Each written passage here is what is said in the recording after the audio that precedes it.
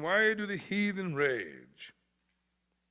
Why? It's a rhetorical sort of question.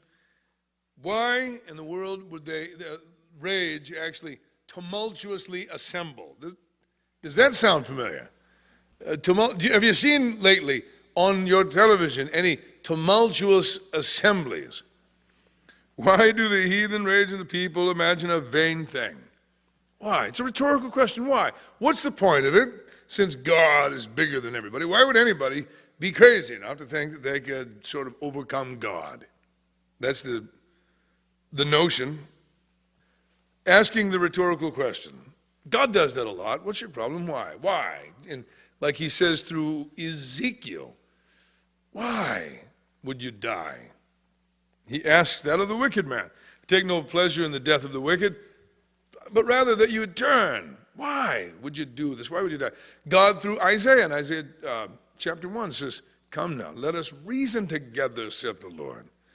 It is God. He's just so like this. The Lord Jesus himself confronting Saul of Tarsus, who's on the way to Damascus to get more Christians, confronts him by name. Saul, Saul, why are you persecuting me?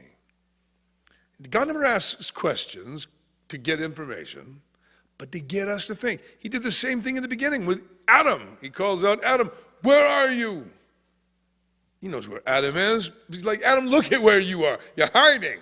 Where are you? And then Adam comes and he goes, I hid because I was naked. God asks another one, who told you you were naked? Have you eaten of the tree that I told you not to eat of? And this is God always trying to get us to think, get us to just be reasonable. So the thing about God is he's very reasonable. We are prone to being unreasonable as a species. The question, why do the heathen rage? That's how it's translated in the King James Version. The word goyim, it can be translated the nations. But basically, the word heathen is a reference to everything that is outside of Israel, everything outside of a covenant relationship with God. The nations are the heathen. Funny how preachers don't use that term much anymore, heathen. But it was certainly used right up until 3-4 generations ago. Very common in the language of the earlier Americans. In fact, the Christians initially coming to this land were very concerned for the heathen, the natives of this land, and sought to give the gospel to them. They got, the natives of this land, lost, incredibly pagan, had